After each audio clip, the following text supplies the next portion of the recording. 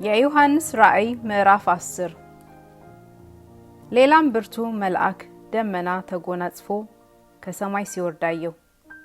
በራሱም ላይ ቀስተ ደመና ነበረ። ፊቱም እንደ ፀሐይ፣ እግሮቹም እንደ እሳት አምዶች ነበሩ። የተከፈተችንም ታናሽ መጽሐፍ በእጁ ያዘ። ቀኝ እግሩንም በባህር ላይ ግራውንም በምድር ላይ አኖረ። እንደሚያገሳም አንበሳ በታላቅ ድምፅ ጮኸ። በጮኸም ጊዜ 7 ነጎድጓድ በየድምፃቸው ተናገሩ። 7 ነጎድጓድ በተናገሩ ጊዜ ልጽፍ አሰብኩ።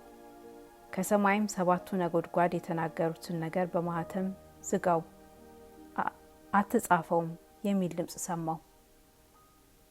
በባህርና በምድርም ላይ ሲቆም ያየሁት መልአክ ቀኝ እጁን ወደ ሰማይ አሻቅቦ ዘረጋ።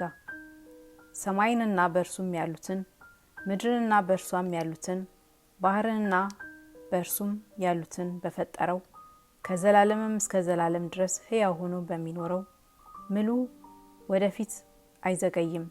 ዳሩ ግን 7ተኛው መልአክ ሊነፋ ባለው ጊዜ ድምፁም በሚሰማበት ዘመን ለባሪያዎቹ ለነቢያት የምስራች እንደሰበከላቸው የእግዚአብሔር ምስጢር ይፈጸማል አለ።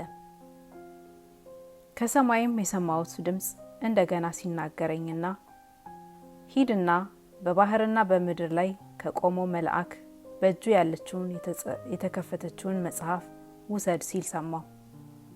ወደ መልአኩም ሄጄ ታናሺቱን መጽሐፍ ስጠኝ አልኩት።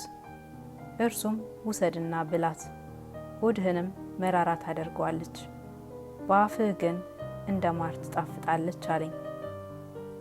ከመልአኩም እጅ ታናሺቱን መጽሐፍ ወስጄ በላኋት፣ በአፌም እንደ ማር ጣፋጭ ሆነች። ከበላኋት በኋላም ሆዴ መራራ ሆነ። በብዙ ወገኖችና በአሕዛብም ቋንቋዎችም በነገሥታትም ላይ እንደገና ትንቢት ትናገር ዘንድ ይገባሃል ተባለልኝ።